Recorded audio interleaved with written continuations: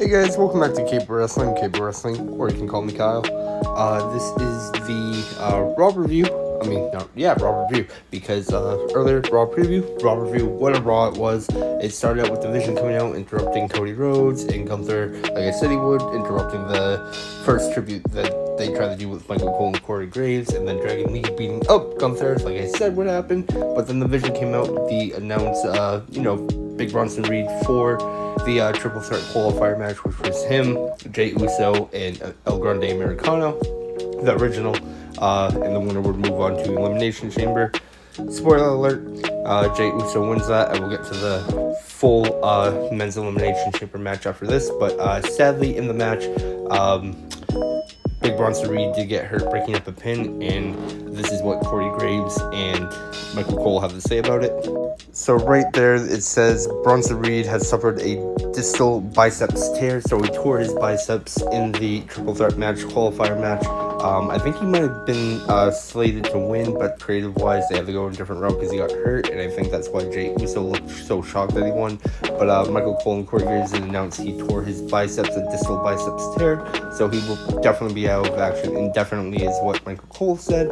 So that just sucks because the Vision, Seth Rollins gets hurt, and then Braun Breaker gets hurt, and now Big Bronson Reed gets hurt. Now the last people in the Vision right now is that masked guy playing toys with them, playing like cat and mouse with them, and then Logan Paul, Paul Heyman, and Austin Theory. So it is getting rough for the Vision.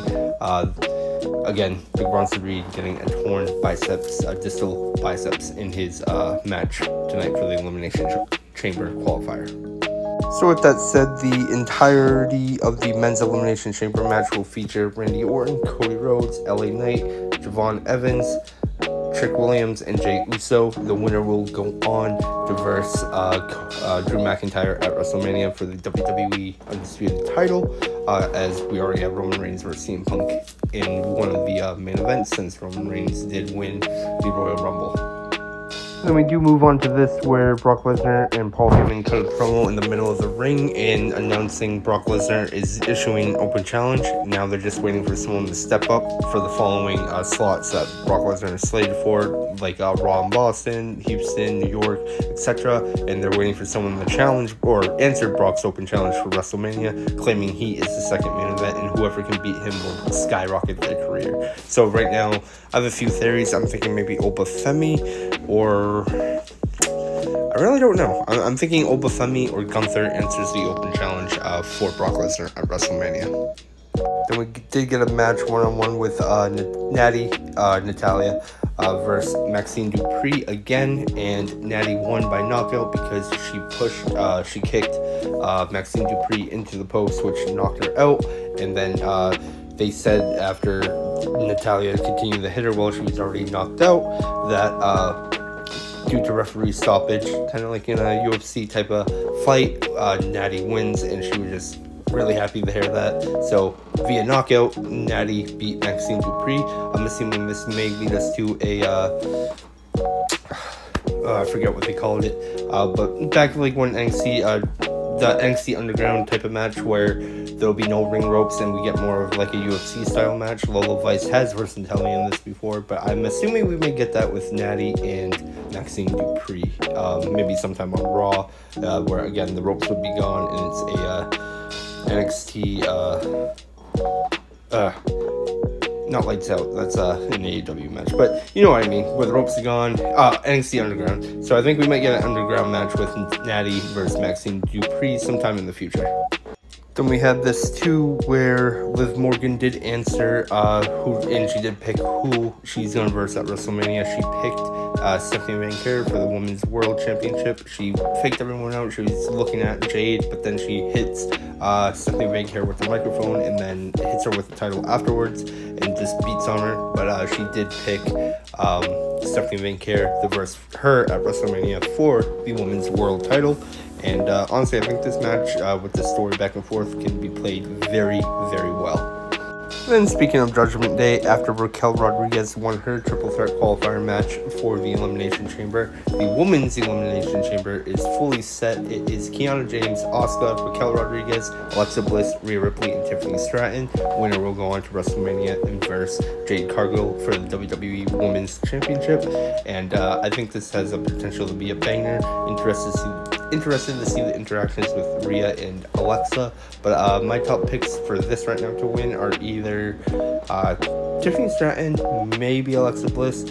Would be kind of cool to see Raquel Rodriguez win, but this is the full lineup for the Women's Elimination Chamber match at this Saturday. Then finally, to end Raw, we did have the Undertaker. Yes, the Undertaker came out as the American Badass on the motorcycle while AJ Styles was back doing his tribute and talking. We did see a lot of TNA stars in the building tonight for AJ Styles' retirement tribute. We saw Frankie Kazarian, Abyss. We saw Omos, who was backstage because he is a former tag team champion with AJ Styles. So it was really cool to see.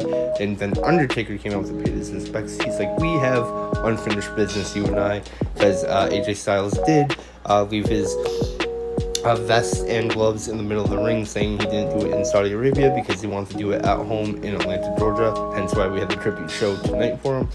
But that's not all Undertaker had to say.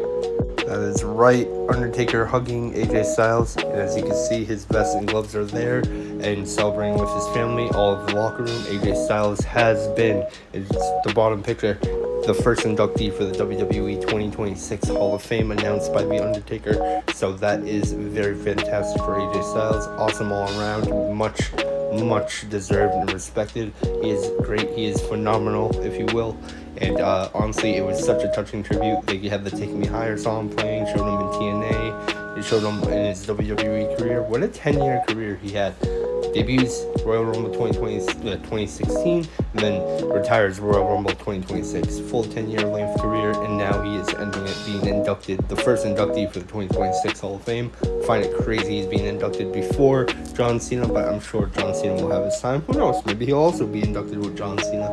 But we saw like the Bullet Club, everything. He mentioned New Japan. It was awesome, great tribute, great show. I was excited to see The Undertaker. It was crazy. I was not expecting it because maybe I should have, because it was foreshadowed by Brock Lesnar earlier in the night talking about beating the streak. But it was cool all around. That was Monday Night Raw. Big Bronson Reed hurt. AJ Styles in the WWE Hall of Fame. Both Elimination Chamber matches are set. And yeah. So please like, share, and subscribe. Too sweet if you already are. You guys are amazing. Comment down below what you thought of Raw, and are you happy with everything that has happened? Hall of Fames, WrestleMania matches set, injuries, and more. I feel bad for the Vision, like I said earlier. But comment down below what you guys thought. Too sweet if you already are subscribed. You guys are amazing. Remember, guys, it's YouTube. Stay drama free.